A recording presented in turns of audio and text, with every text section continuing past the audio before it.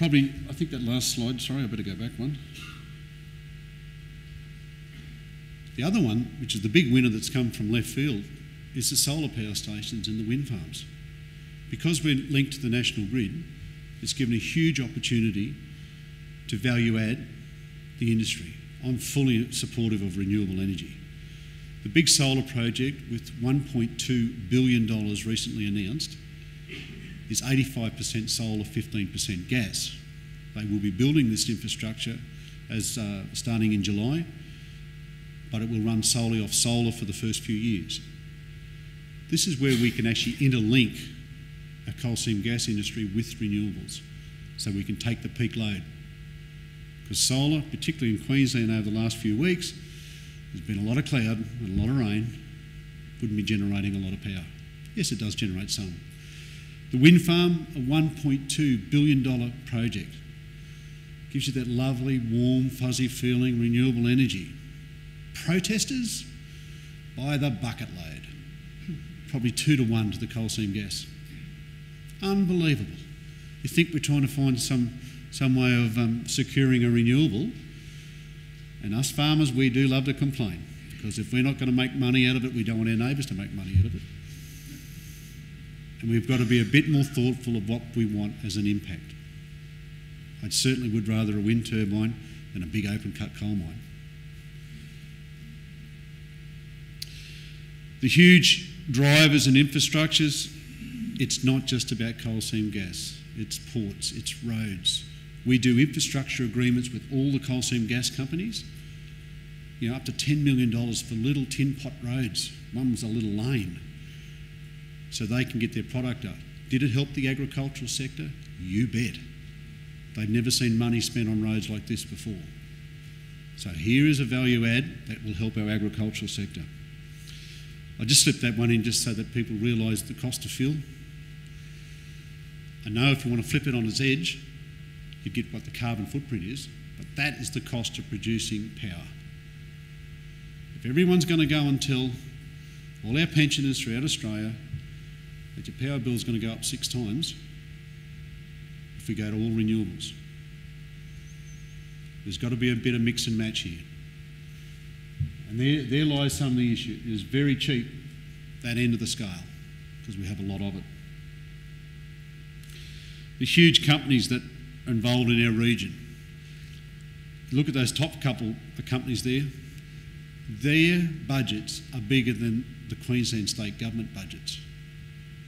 So you're talking extremely powerful organisations. And do they have some power? I mentioned the wind farms, solar farm. We talked about renewables. Here's one where they're knocking down 400 hectares of trees just to put this solar farm in. Is it green? Going to use 10,000 megalitres of water a year. Is that green? Where do you think they built the glass and the solar panels? Not in Australia. How did they heat that glass? Used coal, didn't they? That's 50 hectares. The one we will have will be 250 hectares of that. So we're talking the largest in the world.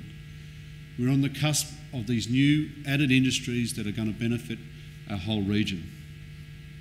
The opportunities, enormous benefits across the region. The one that I probably need to talk about is the change in rural drift. Every town in Australia, and regional and rural Australia, knows what it's like to keep losing your youth. I go and address schools now. What are the high school kids doing?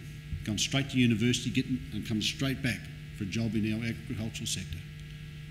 We've actually changed the whole structure of our agricultural sector, where their sons and daughters are actually working in the mining sector, but actually living at home. So they're having the best of both worlds, the lifestyle of a rural setting, and typical Y generation, they need the money in the pocket.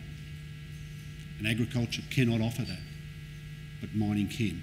We've actually still kept them in our region. Is that a positive? Yes, it is. Life has changed. 30% of certain companies employ women. The coffee club at Dalby now, on a Tuesday morning, you'll see 10 men pushing prams with babies, having coffee. Their spouses are out working. Our demographics are changing. Our cultural atmosphere is changing. Workers from all over the world are there. we've got prayer pads down on agricultural allotments because we have different cultures, different religion. We have to be accepted of that too. So the changes are huge.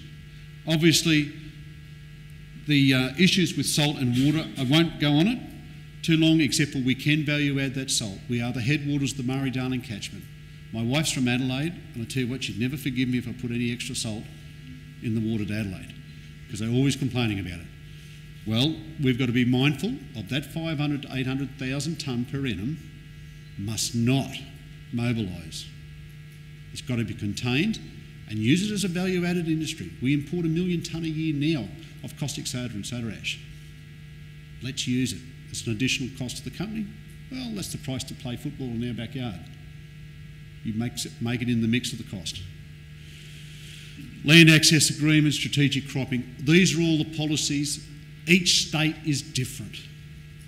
We actually want a national ruling on this so that the water policies, the contaminant policies, the products used in the fracking process are uniformed across the whole of Australia.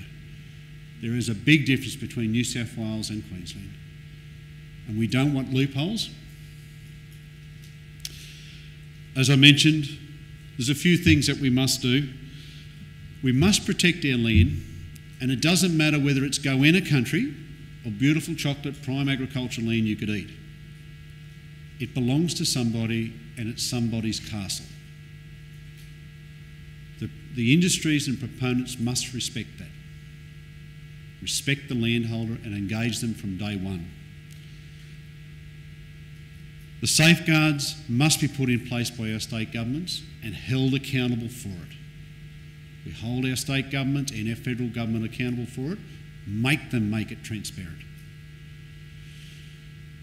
The greatest resource of all is certainly my people, but our greatest natural resource, everyone will say it's the Great Barrier Reef. Well, I can tell you now it's that thing there.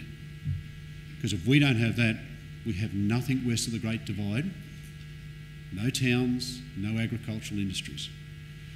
You also have to remember, in my region, I have 16,000 artesian bores that look after stock and domestic water supplies. A lot of those were sunk after World War II. Were they sealed properly? Were they perforated properly? We're making the gas industries do it. Maybe we should have to wipe our own nose first. And let's make sure our agricultural sector's doing the right thing also.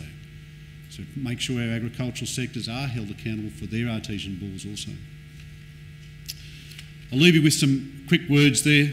We are only custodians of the land.